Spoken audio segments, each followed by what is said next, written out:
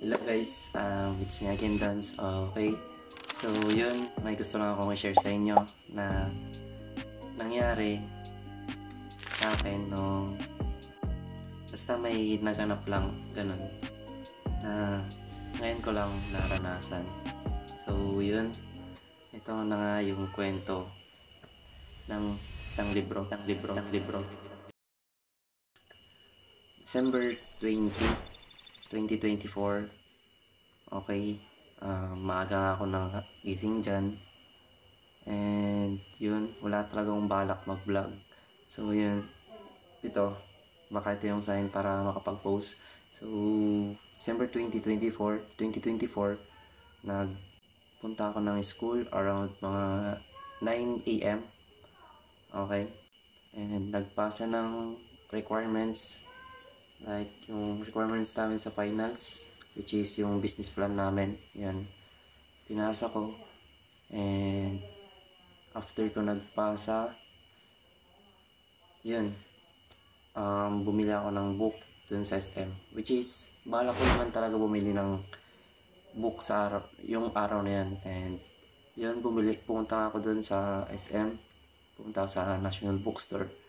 And yun, habang naghanap ako ng libro, which is yung libro na hinahanap ko is motivational and inspirational book siya na pwede kong magamit sa araw-araw and sa daily life ko, ganun.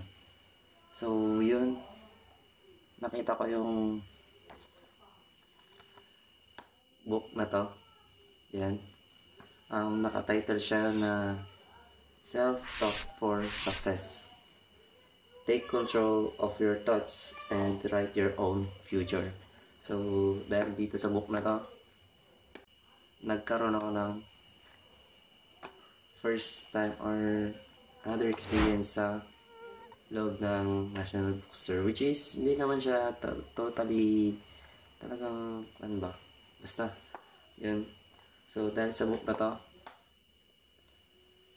may aral akong mga natutunan. Like, hindi pa siya nabubuksan, may aral na akong natutunan. So yun na, habang hinahanap ko tong book na to, like, ito yung nag-agaw pansin sa akin nung nakita ko to. And yan, pumunta ako sa counter para bayaran na sana. And ilang minuto rin ako nagtingin ng book. Like, umikot-ikot rin ako sa loob ng store. So yun, nung nakapunta na ako sa counter, nakapila na kami dyan.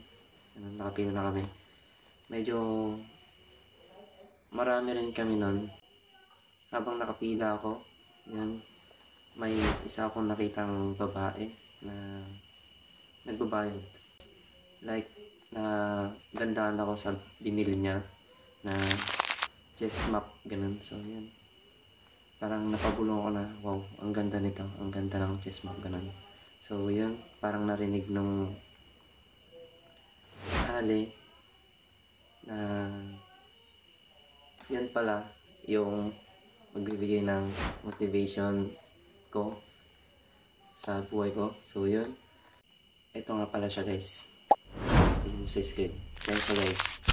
Yan yung mukha niya. So tawagin na lang natin siyang tita. So si tita, parang magaan yung loob ko that time sa kanya. And si tita,